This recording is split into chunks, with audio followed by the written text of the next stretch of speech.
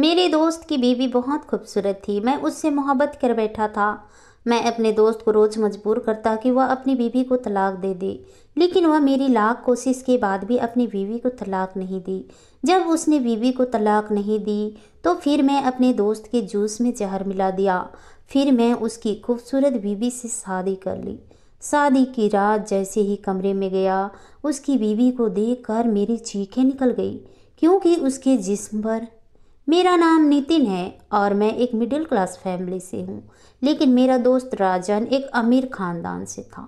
मेरा दोस्त राजन और मैं बहुत अच्छे दोस्त थे। हम दोनों के बीच बहुत अच्छी दोस्ती भी थी। लोग हमारी दोस्ती की मिसाल देते थे।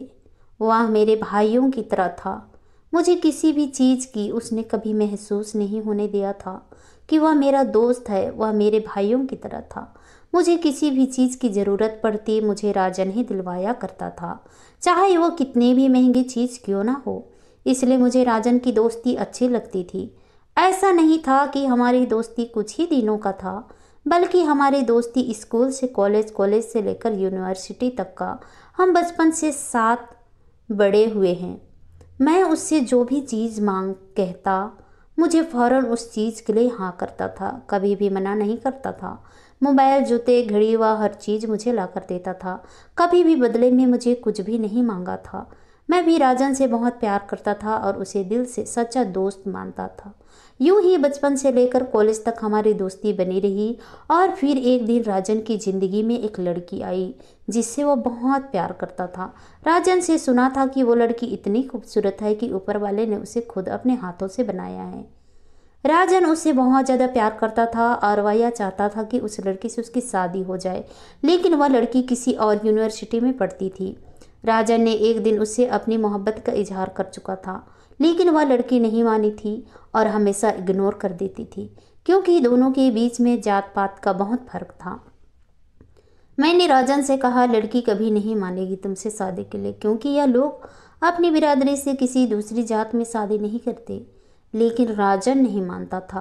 वह कहता कि मैं उसे अपना बनाकर ही रहूँगा, वह किसी भी सूरत हासिल करके ही रहूँगा। मैंने अभी तक उस लड़की को कभी नहीं देखा था, बस राजन के मुंह से उसकी बातें सुनता रहता था। और मैंने कभी इस बात में दिलचस्पी ना दी थी कि मैं उसको देखूं। हमारी यूनिवर्सिटी के सब लड़कियां उससे बहुत मजाक उड़ाती थी कि राजन ने अपना दिल दूसरी यूनिवर्सिटी की लड़की को दे रखा है। इस यूनिवर्सिटी में लड़कियां कम पड़ गई थी क्या, जो राजन को दूसरी यूनिवर्सिटी की लड़की के पास जाना पड़ा। इस यूनिवर्सिटी की खूबसूरत से खूबसूरत लड़कियां राजन की दीवानी थी, क्योंकि राजन था ही इतना हैंडसम। वह इतना अमीर और हैंडसम था कि सब लड़कियां उस पर मरती थी। ये सारी लड़कियां पैसे की और उसकी खूबसूरत की दीवानी थी। यह बात मैं जान चुका था। इसके साथ रहकर ही दुनिया में जीने के लिए पैसे की बहुत ज़रूरत है और पैसे वाले की बहुत अहमियत है, क्योंकि मैं देखा था अक्सर यूनिवर्सिटी में सब लड़के राजन के पीछे होते थे और वह चाहते थे कि राजन से दोस्ती हो जाए। और लड़कियां भी तो यही चाहती थी कि राजन इनको अपनी गर्लफ्रेंड बना ले। राजन की तरफ लड़के हो या लड़कियां, सब उसको देखते थे। मेरी तरफ कोई भी नहीं देखा था, इसलिए क्योंकि मैं मिडिल क्लास फैमिली से था। हालांकि मैं भी कम हैंडसम नहीं था, अच्छी खासी पर्सनैलिटी थी मेरी, लेकिन फिर भी लड़कियां मेरी तरफ नहीं देखती थी। मेरी यूनिवर्सिटी की फीस भी जैसे तैसे मेरी माँ पूरी करती थी, और फिर इसके अलावा जो भी मेरे खर्चे होते थे वह तो सब राजन ही पूरे करता था। इसलिए मुझे किसी भी चीज़ की अगर ज़रूरत पड़ती तो मैं राजन से बोल दिया करता था। इसी तरह मेरी सारी ज़रूरतें पूरी हो रही थी। राजन की फैमिली में सिर्फ उसका एक भाई और दो बहनें और उसके माँ बाप थे, जबकि मेरी फैमिली में मैं था और मेरी तीन बहनें थी और मेरी माँ थी। मेरे पापा बहुत पहले हमें अकेला छोड़कर इस दुनिया से चल चुके थे। मेरी एक बहन की शादी हो चुकी थी और दो का घर अभी बसना बाकी था। दोनों बहनें जैसे तैसे घर का खर्च चलाती थी। दोनों ने अपनी पढ़ाई पूरी करने के बाद जॉब कर रही थी और मेरी माँ सिलाई कढ़ाई करके घर का खर्चा पूरा कर लिया करती थी। जैसा कि मैं आपको बताया कि मेरे खर्चे मैं पूरे कर लिया करता था, इसलिए घर में थोड़ी बहुत बचत भी हो जाया करती थी। मैं तीन बहनों का इकलौता भाई था, इसलिए घर में मेरी हर ख्वाहिश का मान रखा जाता था। मेरी खुशी को सबसे पहले अहमियत दी जाती थी। मेरी हर ख्वाहिश पूरी होती थी। मैं घर का लाडला था, इसलिए मुझे अपनी बात मनवाने का बहुत शौक भी होता था। राजन अब पहले से परेशान रहने लगा था और मुझे दिन रात यही कहता कि इस लड़की के बिना अब मेरा गुजारा नहीं हो सकता। इसकी इच्छा इतनी थी कि वह लड़की एक बार इससे बात कर ले तो वह इसे अपने दिल की बात कहे, लेकिन वह लड़की इसे मौका ही नहीं देती थी कि राजन यूं अपने दिल की बात कुछ कह सके।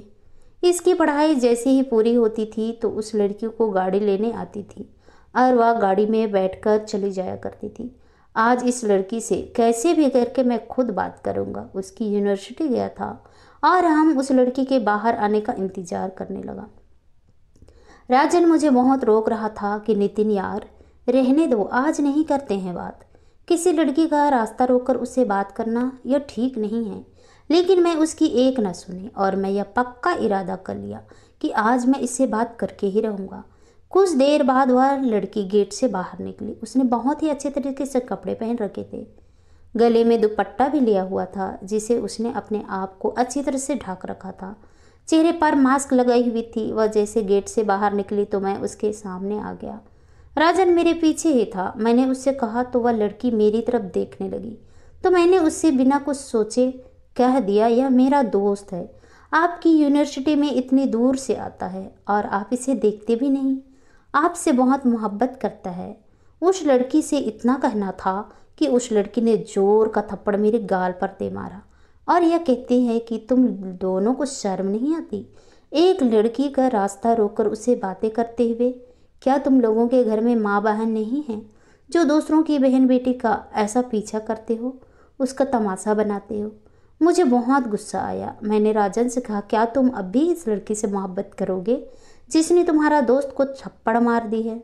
वह खामोश हो गया। थोड़ी देर के बाद उसने मुझे जवाब दिया कि मैं तो तुमसे पहले ही कहा था यह काम मत करो, लेकिन तुमने मेरी एक ना सुनी। अब नतीजा भुगतो। इसमें इस लड़की का कोई कसूर नहीं था। अगर कोई भी इस लड़की की जगह होती तब भी वह यही करती। राजन ने कहा कि मुझे तो बहुत खुशी है। वह हंस रहा था और मेरा मजाक उड़ा रहा था कि तुम्हारे तो निकल पड़ी। राजन ने घर में कह दिया था कि वह एक लड़की को पसंद करता है। इसकी फैमिली इस बात में इसके साथ थी और वह लोग इस लड़की के घर रिश्ता लेकर जाने के लिए तैयार भी हो गए। राजन घर का सबसे बड़ा बेटा था और वह लोग चाहते थे कि जल्द से जल्द शादी हो जाए, इसलिए उसने अपने घर वालों को तैयार भी कर लिया। अगले दिन हम इस लड़की के घर जाएंगे इसका रिश्ता लेकर।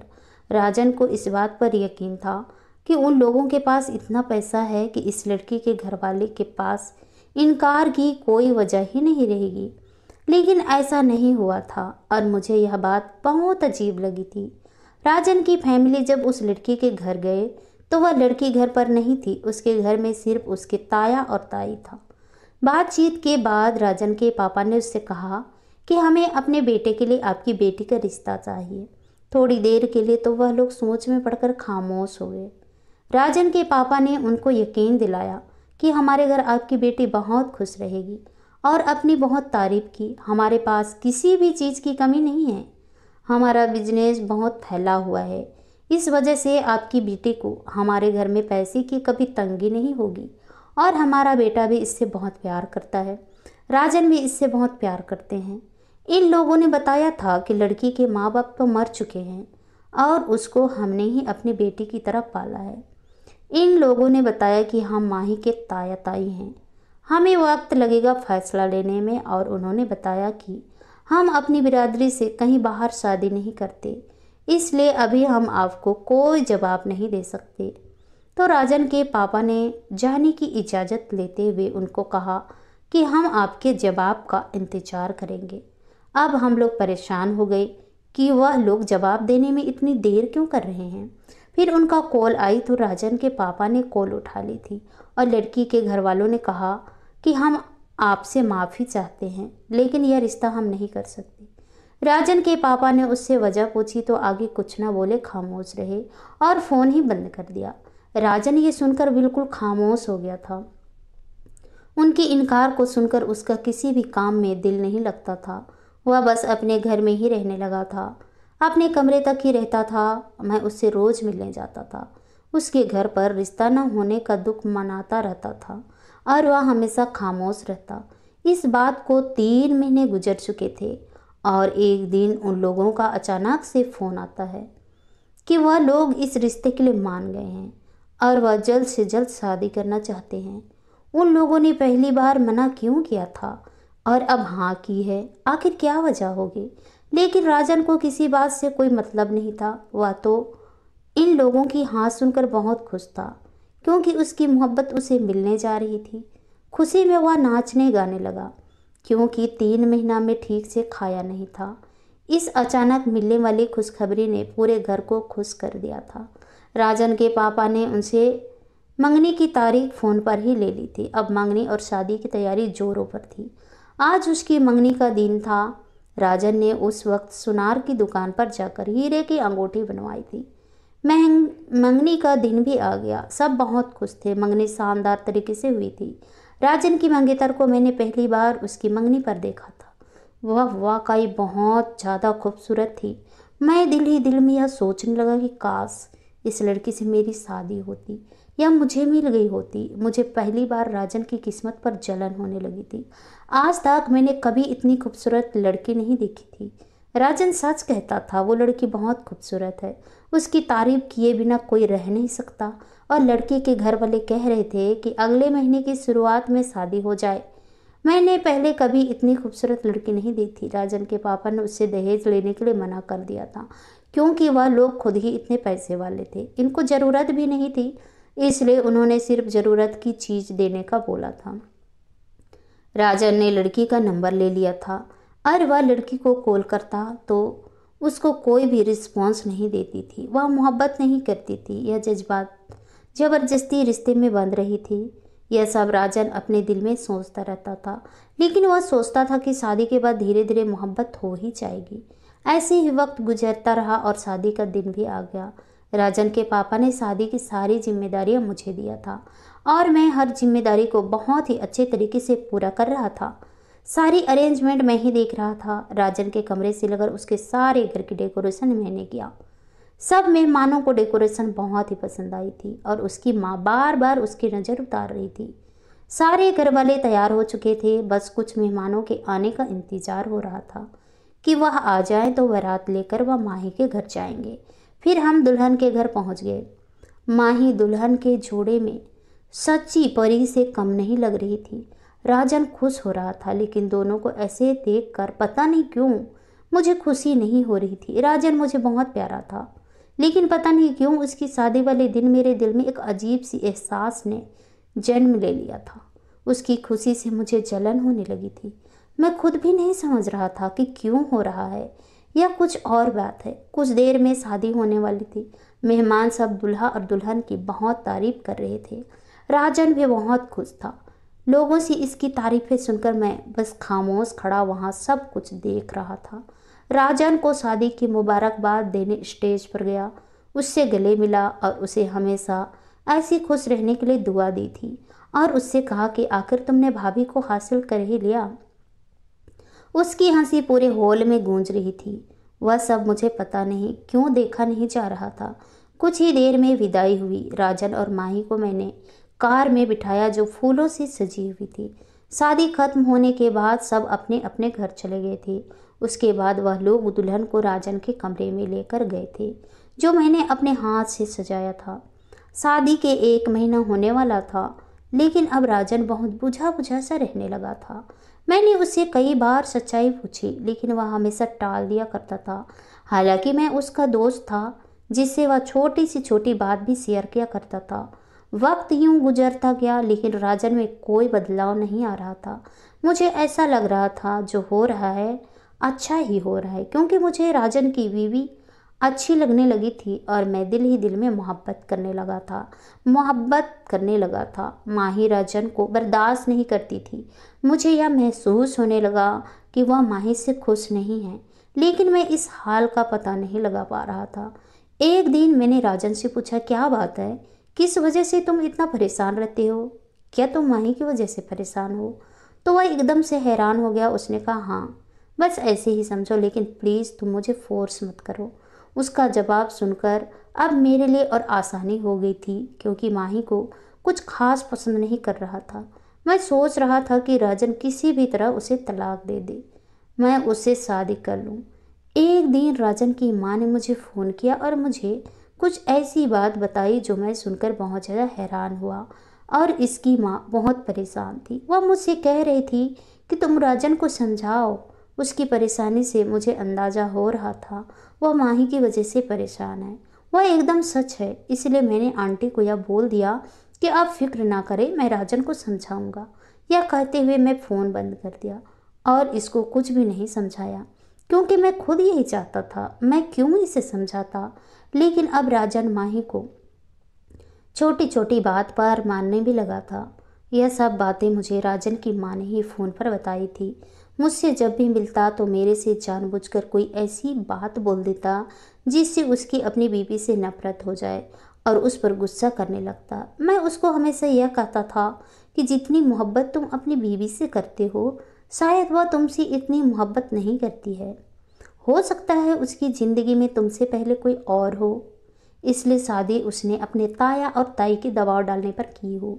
मैं उसे बहुत उकसाता था कि वो उसे तलाक दे दे, राजन उसे अपने घर से निकाल दे। मैं चाहता था कि राजन उसे हमेशा हमेशा के लिए छोड़ दे, उसे तलाक दे, लेकिन वो ऐसा नहीं कर रहा था। मैं नफरत की आग में बहुत आगे जा चुका था। मुझे महसूस होती थी इस मेरी दोस्ती कहीं गायब हो गई थी।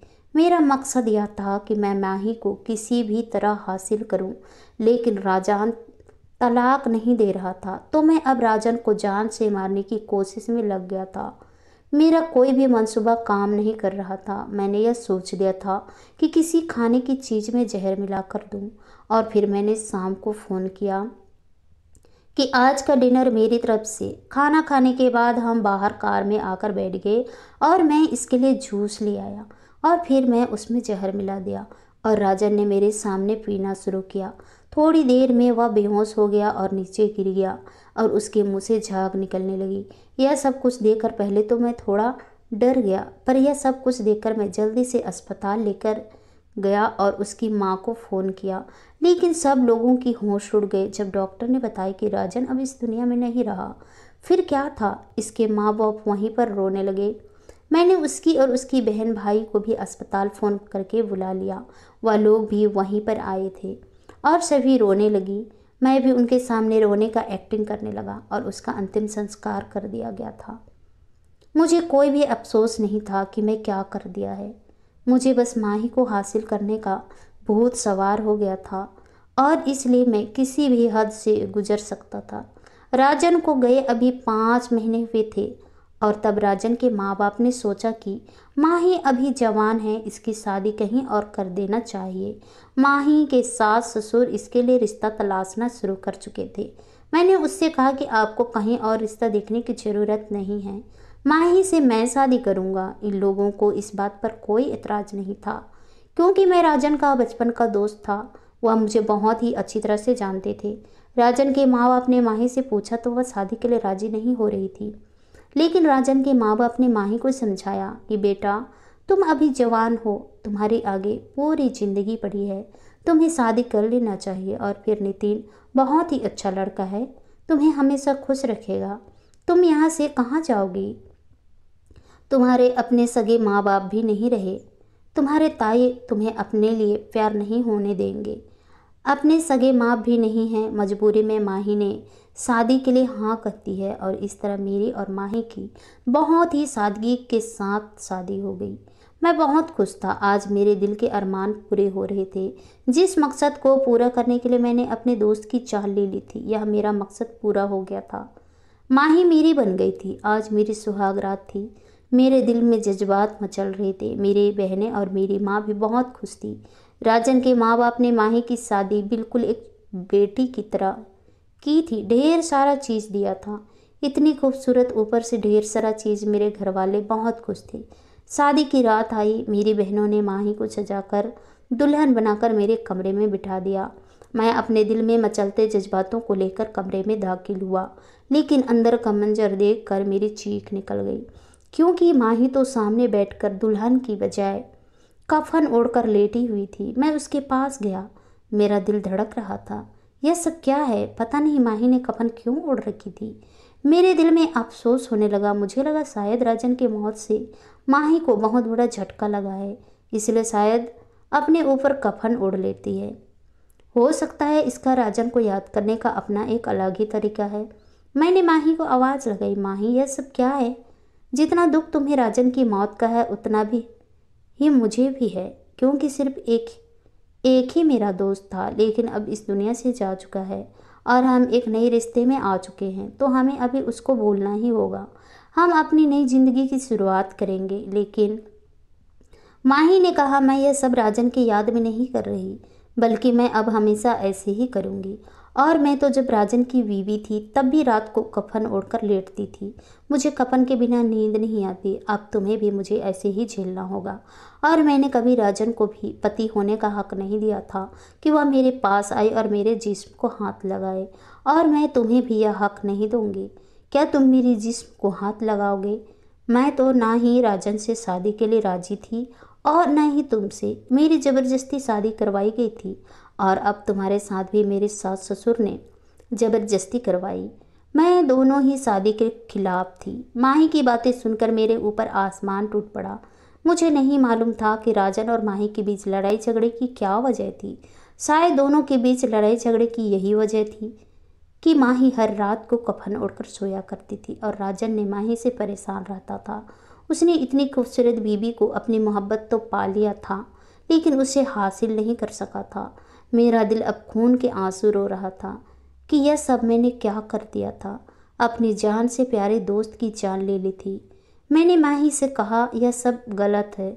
आप तो मेरी बीवी हो और मेरा तुम पर पूरा हक है। तुम इस तरह कफन ओढ़कर नहीं सो सकती। तुम्हारे मेरी बीवी होने के सारे हक मुझे देने होंगे। माही ने कहा, अगर तुमने मेरा जिस्म से कफन हटाया तो मैं खुद को ख़त्म कर लूँगी।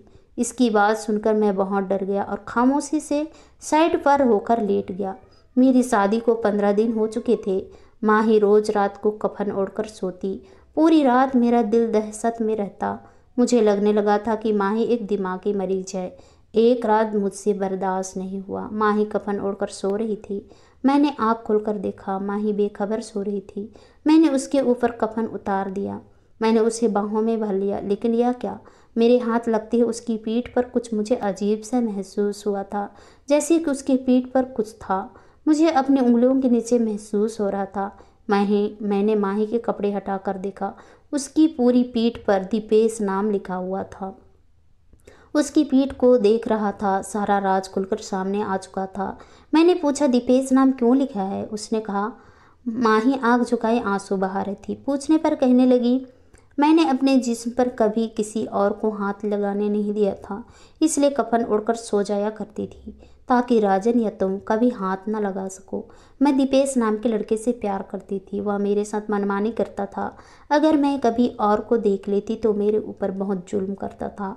मैं उससे पीछा छुड़ाना चाहती थी, लेकिन किसी तरह मेरा पीछा नहीं छोड़ रहा था। एक बार मैंने शॉर्ट कपड़े पहने हुए थे और उसके साथ बैठी हुई थी। कुछ लड़के मुड़ मुड़ कर मेरी तरफ देख रहे थे। उसने मुझे अपने घर लेकर गया और फिर उसने मेरी पीठ पर एक तेज धार नुकीली चीज़ से अपना नाम लिख दिया। उसने कहा कि तुम सिर्फ और सिर्फ मेरी हो। उसका दीवानापन देख कर मैं बहुत ज़्यादा डर गई थी। मेरी पूरी पीठ लहूलुहान हो गई। मैं किसी तरह छुड़ाकर अपने घर आई थी। मेरे माँ बाप तो इस दुनिया में नहीं थे। मेरी ताई मेरे साथ अच्छा बर्ताव नहीं करती थी।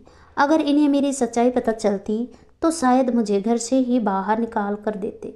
फिर मेरे ऊपर वाले की कृपा ऐसी हुई कि मेरे ताया का ट्रांसफ़र दूसरे शहर में हो गया। हमने घर बदल दिया। इस तरह से दीपेश से मेरा पीछा छूट गया। लेकिन बाद में मुझे पता चला कि मैं दीपेश के बच्चे की माँ बनने वाली हूँ।